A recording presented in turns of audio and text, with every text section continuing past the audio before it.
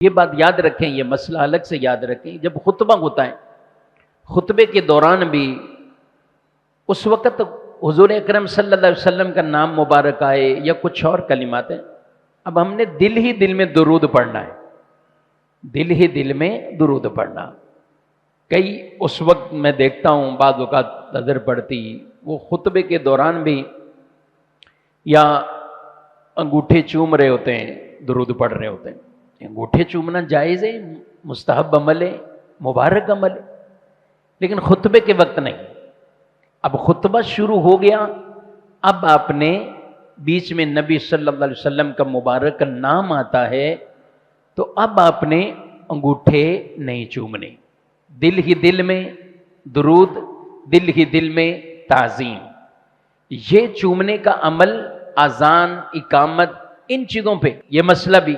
خطبے میں کم چومتے ہیں، لیکن جمعے کی دوسری جو اذان ہوتی اس میں بھی یہ ممانعت ہے، جمعے کی دوسری اذان میں، کیونکہ وہ بالکل ہمیں اس میں خاموشی سے اس اذان کو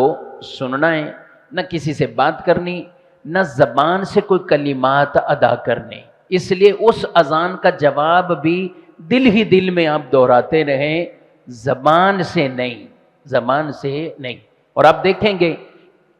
علماء کو اگر تو وہ اس اذان کے وقت انگوٹھے نہیں چوم رہے ہوتے، یا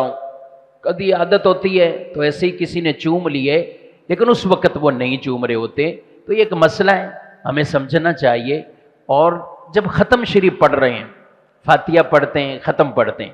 آیت مبارکہ آتی ہے ما کان محمد ابا احد من رجالکم، یہ بھی وقت وہ ہے کہ جس وقت ہم انگوٹھے بھی نہیں چومیں گے اور اس وقت درود بھی نہیں پڑھیں گے، دل ہی دل میں ہوگا، کیونکہ اب قرآن کی تلاوت ہو رہی ہے، اس دوران ہم نے اس خاموشی کے ساتھ قرآن کو سننا ہے۔ اس کے علاوہ ہمارے پیارے نبی صلی اللہ علیہ وسلم کا نام مبارک، نام نامی حضور صلی اللہ علیہ وسلم کا جو زمین پر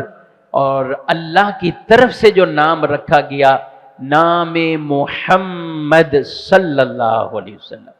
تو انگوٹھے چومنا ایک مستحب کام ہے، یہ ایک محبت کی علامت ہے، نشانی ہے۔ اگر کوئی نہیں چومے گا گناہگار نہیں ہوگا، لیکن چومتا ہے انشاءاللہ اچھی نیت سے اسے اس پر اللہ اجر دے گا، ثواب دے گا کہ اپنے نبی صلی اللہ علیہ وسلم کے نام کی اس آدمی نے تعظیم کی ہے۔